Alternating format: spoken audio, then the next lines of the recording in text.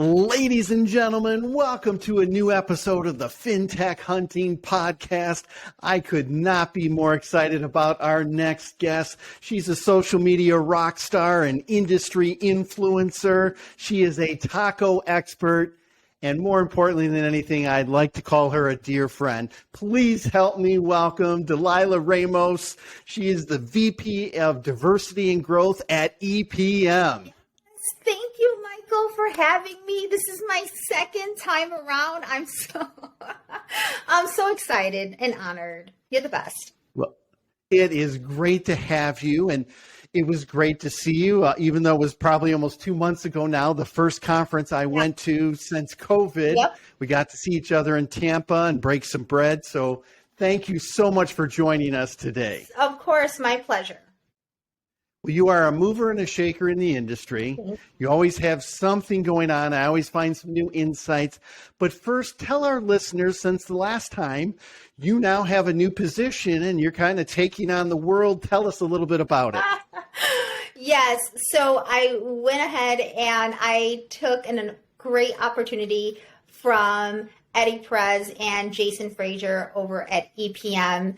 And I'm their new VP of Diversity and Growth. And I am very excited to help grow the team, the organization, the culture, the core values.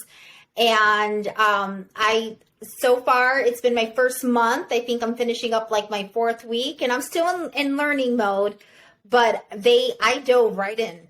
So. Well, it doesn't surprise me that you dove right in, and they could not have picked a better person for it. So when we talk about diversity, we talk about growth. Tell us a little bit about your journey in the mortgage industry and what it's meant to you. Oh my God. What it's meant to me, it means so much. And we've had these conversations, but the mortgage industry has meant just financial independence, financial freedom, home ownership. It gives me so much options, opportunity, and I just want to share that the mortgage gospel. I want to share the mortgage gospel with anyone, especially the younger generations behind us, not just the millennials, okay? Because the millennials, people think, when I think of millennial, Michael, I think of like 25, right?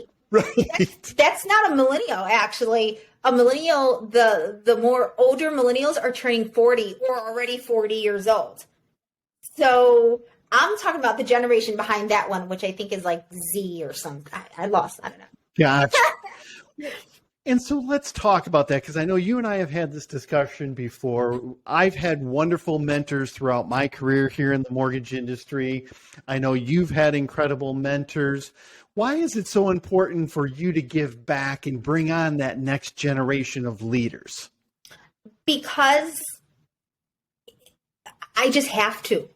It's not even an option or a choice. The good Lord gave me the ability to enter the mortgage space, of course, accidentally. Like, I did not plan to enter this early 2001, as you probably did, as a lot of us. Nope. Right? However, never left since 2001, and it has allowed me to be able to own multiple properties, to take my family out of low income housing. You know, it's important to break that cycle of living in government assisted communities. And there's nothing wrong with that. Please forgive me. You know, there's nothing wrong with that. But that stopped with me. And it's important because it's just not that. People don't understand that they can qualify for property, and it's sometimes even much lower than paying rent. And with home ownership comes so many opportunities and generational wealth. And that's how I'm going to leave my generational wealth to my children. So again, I just want to spread the message how important it is for that. That's super important. Well, I love that passion, and you and I both share that, and that's why we've talked about this in the past of it's so important to give back. Yeah. How can we add value to other people?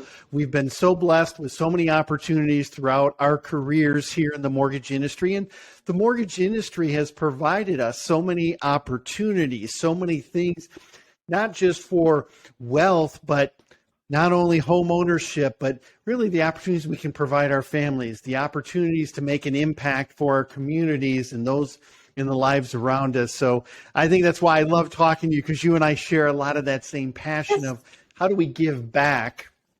So we talk about, the live conference. Tell me about live events, virtual, digital. I have a lot of questions as we're kind of in the state of flux again. Yes. So it looked like in the summer, the agenda started to roll out, the events and conferences started to happen, Michael. And now, but things are moving. So I have, oh my goodness, do I have a lot? But NAMBA is September 16th through the 19th in Atlanta. Okay, so for our listeners, tell everyone what NAMBA is. So NAMBA is the National Association of Minority Mortgage Bankers of America. It's an organization focused on women and minorities in the mortgage real estate space. However, everyone is welcomed. All are welcomed. But it's an opportunity to connect and grow. And that is happening September 16th through the 19th in Atlanta. So right around the corner. Yep. Yes.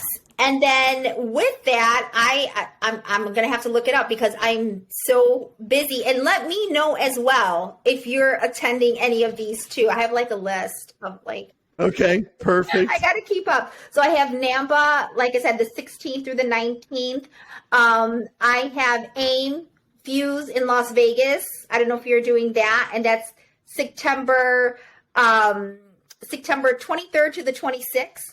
And then NAREP in San Diego, September 29th through the 2nd.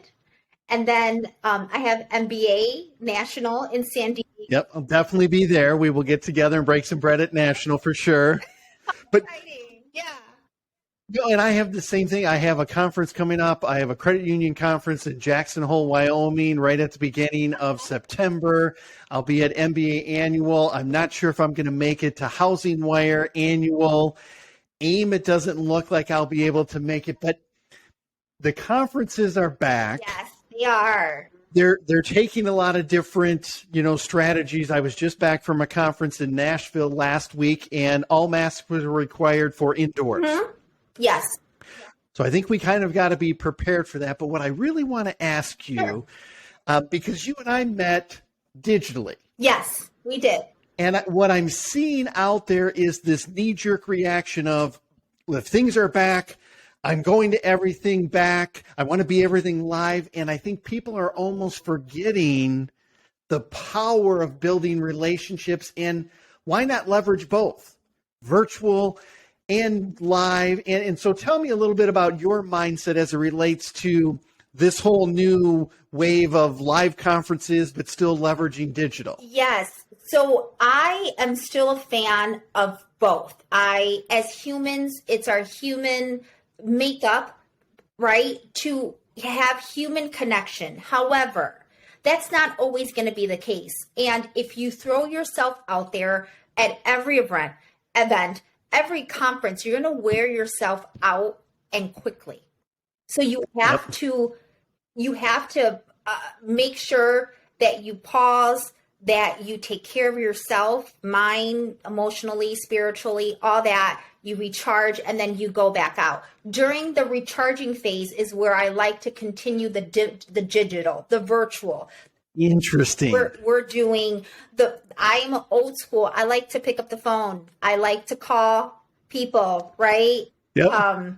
Texting sometimes, I don't know, my fingers, they hurt after a while. I don't like texting the phone.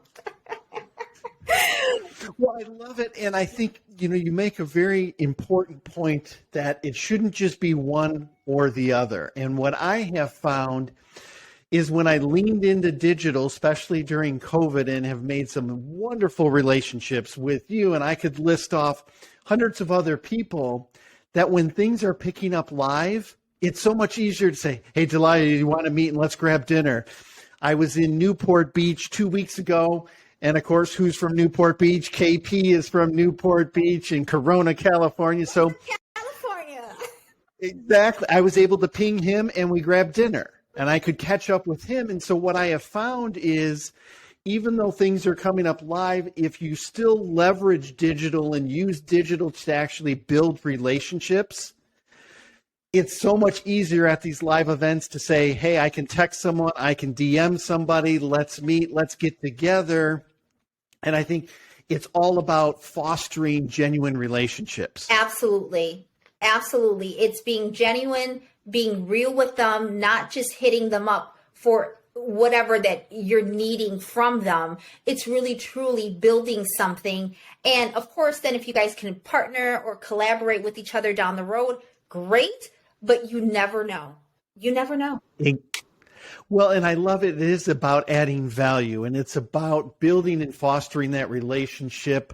So very critical. And as you are in this role of diversity and growth, building relationships is a critical aspect of that. It is. It is. I think, so EPM, when I was brought on, they made me do one of those Clifton exams or tests. Okay. Yep. Okay? And I never did one. I'd never done one before. So I did, and I got the report. I'm like, okay, took some time, got the report, downloaded it, pulled it up. And that was my number one, was, of course, right? That's not, yep. But it was one of those, okay, not only do I know, but here's proof that building relationship is like my God-given talent. You've been blessed with it, and you always make it so delightful that anytime I've ever met with you, you always make me feel like I'm the most important person in the room. And that's an incredible trait to have, because that's what really develops and fosters genuine and deep relationships. So I want to thank you for that. Oh my God, I'm getting emotional. Thank you so much. You are welcome. Thank you, Michael. Yeah. So let's talk a little bit. I've got other questions for you, but what are some of the things you're seeing in the mortgage industry? What are some of the trends? What are some of the things taking place? I know we've shifted to purchase. There's still some refi. Volumes are still pretty high, but any observations that you have or what you're seeing taking place right now? Let's see. Our first-time home buyers are having a heck of a time getting into that home that they're wanting. They're having to either wait. I live in Florida. So down here in the South, well, people don't call it South, but down here in Florida, a lot of folks with cash are coming to the table and the offer, and they're kind of weaning out the first-time home buyer. And that's harsh. That's hard. I actually spoke on that at Next, one of the virtual conferences. We spoke on the race and the home ownership. That is something that I'm seeing, and people have reached out to me, and I'm having to give them information or maybe have them partner with someone else that will really go to bat for them and get them into that home with an FHA offer. I mean, it's really hard, Michael, really hard. It is. We've got low inventory. Yep, very low. Like you said, you have investors coming in with full cash offers, even if it's less than what people were asking or asking price. And as a first-time home buyer, it's really hard to compete against full cash offers. Of course. And coming in with so much more, and then they're waiving things, inspection and appraisal. And I don't no. I am so glad you said that. I can't fathom waiving the appraisal, waiving the inspection just because you want that house. It's crazy. Yeah, I've had to tell some folks, listen, this may not just be your time. You do not waive those. They're super vital. Do not let it go. It's okay. Exactly. That house wasn't meant to be. That is correct. Move on, because you can always find another house, but if you get stuck in that one and there's all kinds of problems and everything like that, now you just have created so many more challenges for yourself that you've just lost all the beauty of that first time home ownership. Exactly. So that is definitely out there and an issue that we're having within our space. What are some things people can do to be better prepared when they make that offer? Do you have any tips or suggestions on that front? Getting pre-qualified, coming in with a certain kind of offer. Any tips on that front? Number one, if you have the savings, if you can do more than the 3% or the 3.5%, that'll help you. You also need to partner with someone who is out there really doing this on a full-time level. I have some folks that are partnering with real estate professionals, and this is their part-time job, Michael. So they're not devoting the attention that this client needs. And do your research, even if it's a lender or a real estate professional, you do your research on both of them. You look them up, you Google, you do their social media and see what they're putting out there, because that person can really be instrumental in getting your foot in the door and winning that offer. And I know that, Michael, because it literally happened for me. Right. You make that point, and it's so true. I remember early on, and we'll just say in the late 90s, you don't have to joke up, but in the late 90s, what's the first thing you do? We're looking for a house, my wife and I, and you use a family friend. And the family friend dabbles in it. They've sold 3, 4, 5 houses. They don't know what they're doing. We had to end up firing them, but it was a very good lesson that you go with people that do this day in and day out.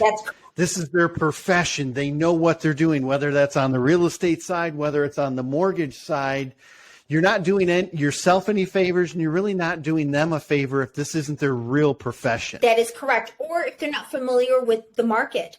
You have folks that are dipping in different states, but they live in Texas or they live in New York, and not to say it doesn't work, Michael, not to say it doesn't, but if you really want that property, you're going to have to get someone who is familiar with the market, that maybe have some great connection and just have a brand themselves, and that will help you get into that home and win that offer. Exactly. Tell me a little bit about Taco Tuesdays and your podcast. I've been fortunate enough to be a guest on it, but for our listeners, tell everyone a little bit about it and kind of how it got started. Oh boy, Taco Tuesday Talks with Dalila. Man, so that started almost 2 years ago now.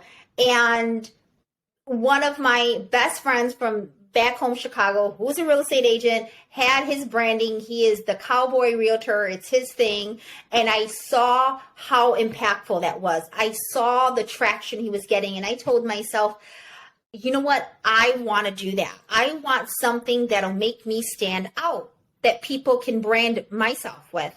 And so the idea came, we thought about it, and tacos came about, right? Because you always want to partner or just do something that it's you, and then something that you're passionate about. And so it'll be easy. Like, it's easy for me. It doesn't take a lot of effort because I really do love tacos.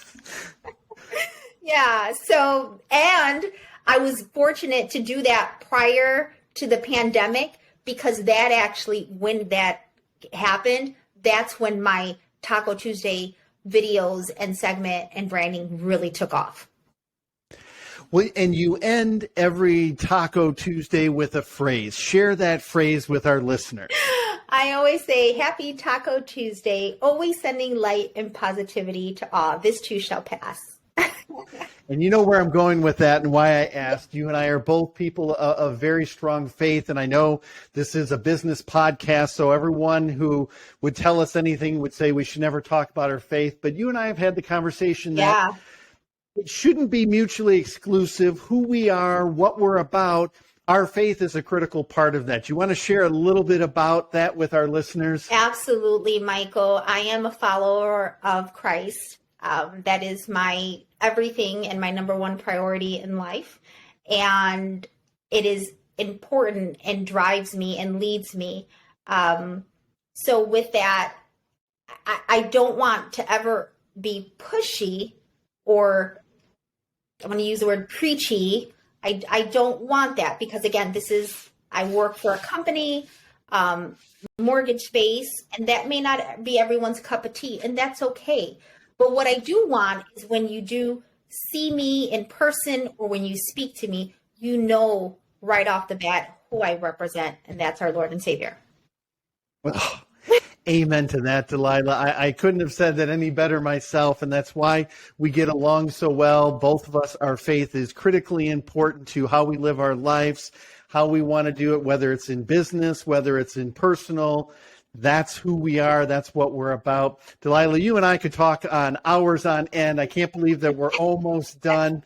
A couple things as we're winding down. For people who want to get a hold of you at EPM, what's the easiest way that they can get a hold of you? So it's Dalila Ramos on LinkedIn. I think I'm like the only one. I pop up really quickly. I'm also on Facebook under Dalila Ramos.